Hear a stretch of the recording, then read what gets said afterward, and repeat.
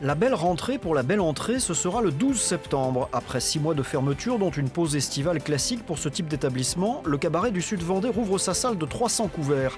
Avec quelques sueurs froides pour ses deux co-directeurs, lui humoriste, elle chorégraphe, et tous les deux passés par la rude école des cabarets parisiens.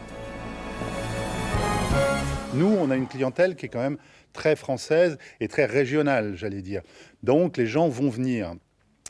Encore une fois, ils vont venir à condition qu'ils n'aient pas peur. Et pour le moment, la seule chose qu'on fait, c'est qu'on gère les reports. C'est-à-dire que pour le moment, il faut être clair, des réservations, il y en a très très peu en ce moment. Les gens ne réservent pas, ils ont peur, ils attendent pour beaucoup. Donc, ceux qui ont déjà réservé à l'avance, eh ben, c'est ceux-là qu'on est en train de reporter sur notamment les dates, le 12 septembre et d'autres.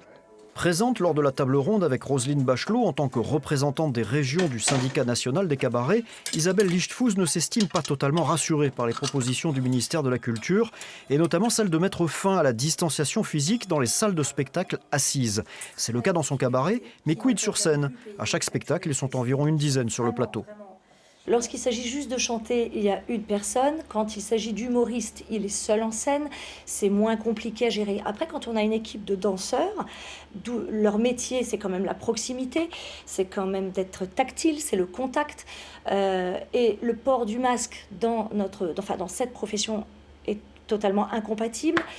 Maintenant, essayer de retravailler les chorégraphies, retravailler les mises en scène pour qu'il y ait plus de distanciation, ça, on est tous d'accord et prêts à pouvoir le faire jusqu'à une certaine limite.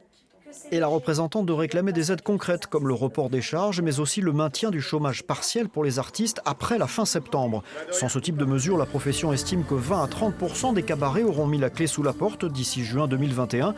À la belle entrée par exemple, on se donne jusqu'à la mi-octobre pour décider si les 2 soirées du réveillon du 31 décembre sont maintenues.